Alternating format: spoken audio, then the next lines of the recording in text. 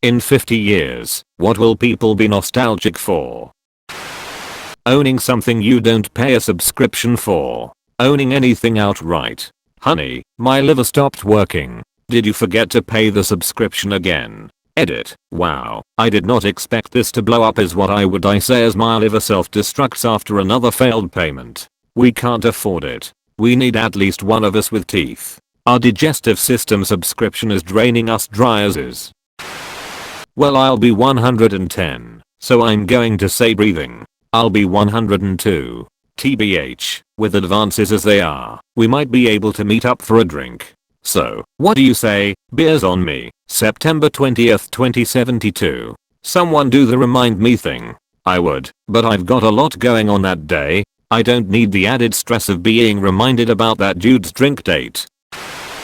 Being confident that the person they see on screen is a real person and not AI. Why would you put a real person on screen? Seems extravagant, nostalgic, and expensive. Everyone in 2072. Well shit, it will be cheaper, won't it?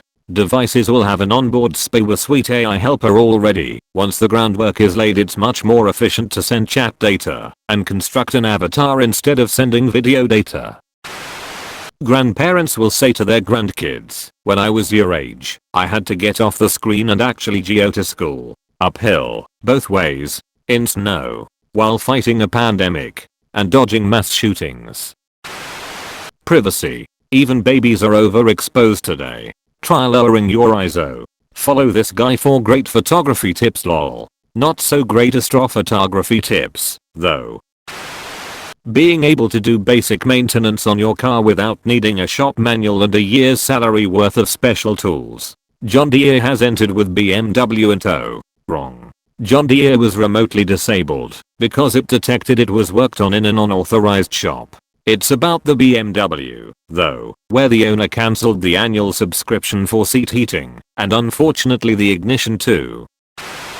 Social media. Not because it's good, but because whatever comes next will probably suck more. It's called shitter. Flush, and that's another juice for the gossip toilet.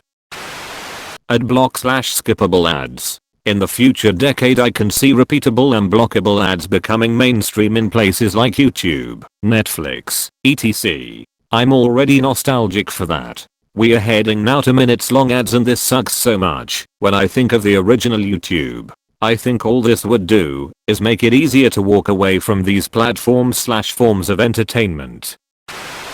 The number of wild animals that exist and can be seen, they are already on the decline. I already miss seeing hedgehogs while walking home. This is in England. Their numbers have been dwindling for quite some time. There'd be more habitats for them if they just shared the hedge. A comment so stupid I wish it was mine. That one month when everyone was playing Pokemon Go. That Go summer was basically the opposite of the pandemic. 2020 was Pokemon Stay. I've wrote out the basics for Pokemon Gone, where Go and COVID happened at the same time, and everyone gets COVID and dies. Definitely an interesting idea to ponder.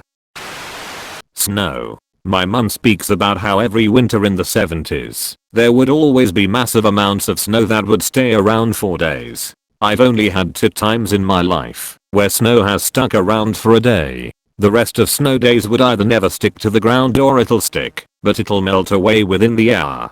It's rare that we get snow. God, I remember snow days where you got a day off from school because getting there was too difficult. No kid where I'm from has gotten a snow day since I became an adult.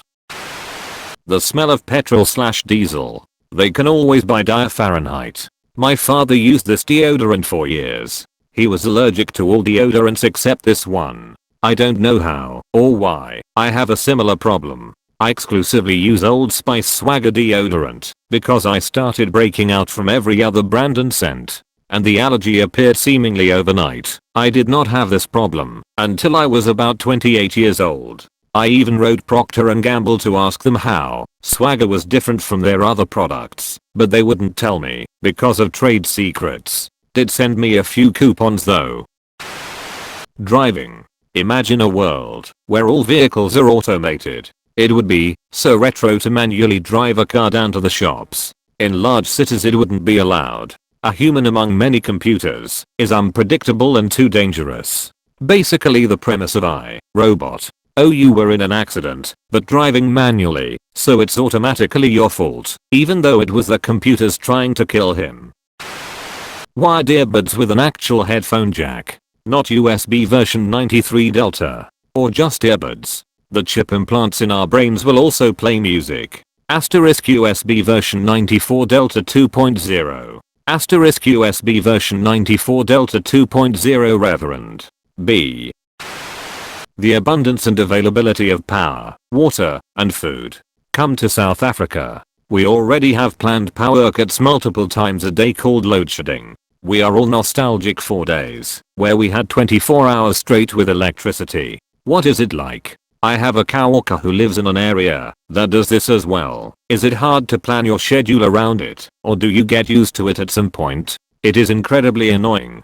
If you don't have a generator, you have to make sure you cook early or do your washing before the power goes out. Luckily there is an app that tells you when you are due to go out, so planning your schedule is a must.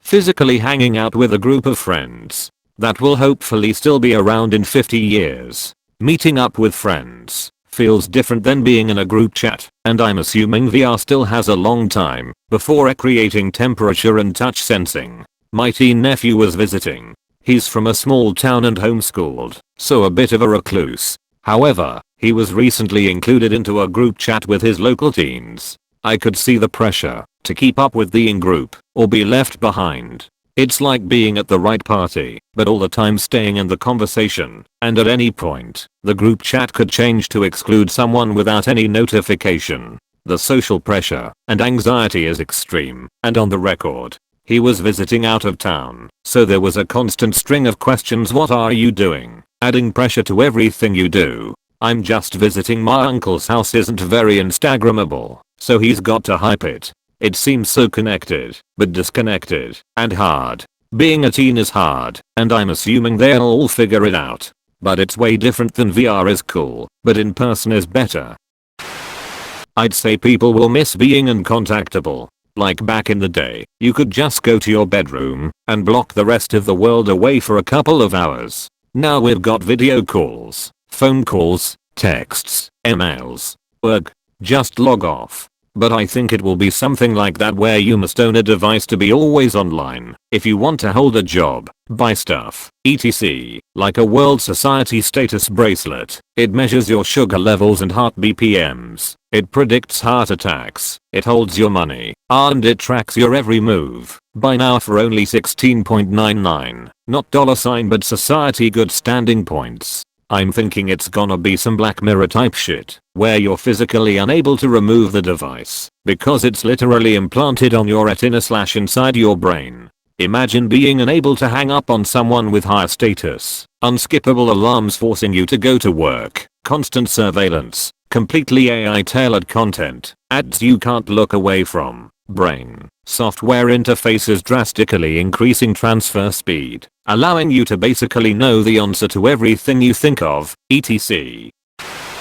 Being able to afford to live, too high call, high rent, low pay, inflation. I own my home. I've already decided that, since I have no heirs, when I die I'm going to give my home to a young family. It'll set them up for life. Imagine never having to pay rent, or save for a home. You could save for retirement instead. You'd be an angel for them. Be sure to vet those people well. I'm going to have my nieces do the vetting. I retired at 38. My brother has more money than Zod knows what to do with. We've both lived blessed lives, grew up poorer than.